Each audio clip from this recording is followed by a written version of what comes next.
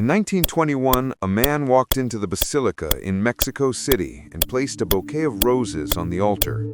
Hidden inside was a stick of dynamite. The explosion was devastating. It blew out the windows of neighboring homes. It twisted a heavy iron crucifix into a shape resembling a pretzel.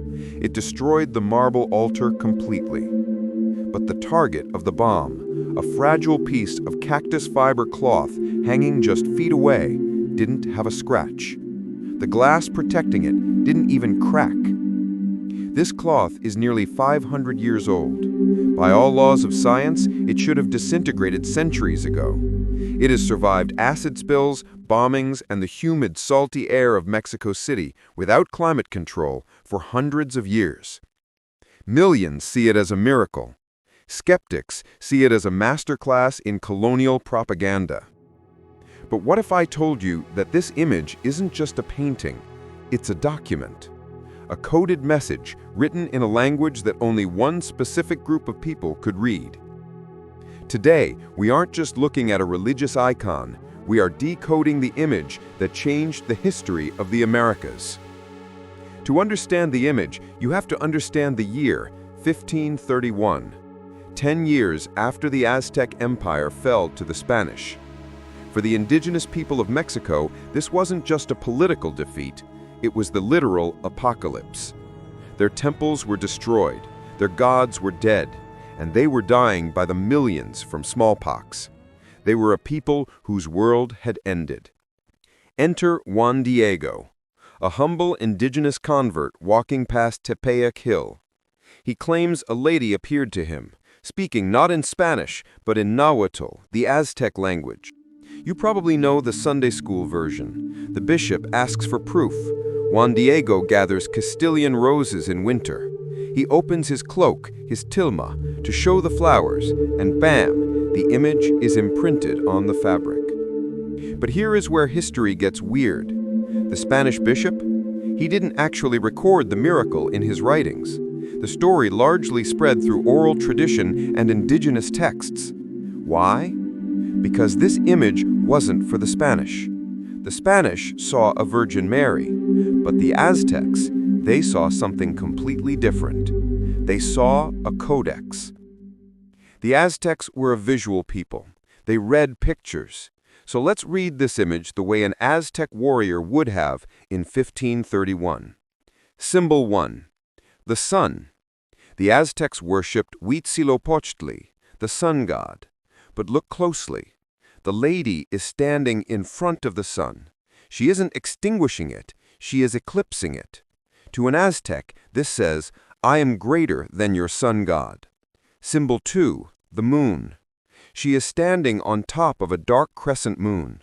This represents the Aztec moon god or serpent god, Quetzalcoatl. She is literally trampling the old gods under her feet. Symbol 3, the black sash. See this black ribbon worn high on the waist? In Aztec culture, this was the maternity band. It signaled that a woman was pregnant. Symbol 4, the Nahui Olin. This is the most critical detail.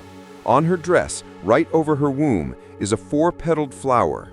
This is the Nahui Olin, the Aztec symbol for the center of the universe. Put it all together, and the message is loud and clear. I am crushing your old gods, I am greater than the sun, and I am carrying the new God who is the center of the universe. This explains why within a few years of this image appearing, millions of Aztecs converted. They didn't read the Bible, they read the Tilma. So the symbolism is a masterpiece of cultural fusion. But what about the object itself? This is where skeptics and believers go to war. In the late 19th century, scientists analyzed the Tilma. Here is what is undeniable fact. The material. It is made of agave fibers. Usually this fabric rots in 20 years. This one is 500 years old and feels like raw silk. The temperature. In the 1980s, infrared studies showed the Tilma maintains a constant temperature of 98.6 degrees Fahrenheit, the temperature of a living human body. But the rabbit hole goes deeper. When scientists digitally magnified the eyes of the image 2,500 times, they found something disturbing. Reflected in her pupils, just like in a human eye, are tiny distorted images. Some claim you can see the bearded bishop, Juan Diego, and a family. It's a reflection of the exact moment the cloak was unfurled. Now, are these pareidolia? Just our brains seeing shapes in the noise? Or is it a photograph imprinted centuries before photography was invented? Whether you believe it's a miracle or a paint job, the result is the same. This image created a nation. When Father Hidalgo cried out for Mexican independence in 1810, he didn't hold a flag, he held a banner of Guadalupe. When Zapata led the revolution, Guadalupe. Today, she is the most visited religious site in the world, surpassing the Vatican. She is the mestiza, the mix of European and indigenous. She is the mother of the modern Mexican identity. The bomb in 1921 bent the Iron Cross, but it didn't scratch the Tilma. Perhaps that is the ultimate symbol. Empires fall, stone crumbles, and iron bends. But this image, it endures. What do you think? Is the Tilma of Guadalupe a divine miracle or the greatest psychological masterpiece in history? And if you want to uncover more mysteries of history that science can't quite explain, subscribe to our channel.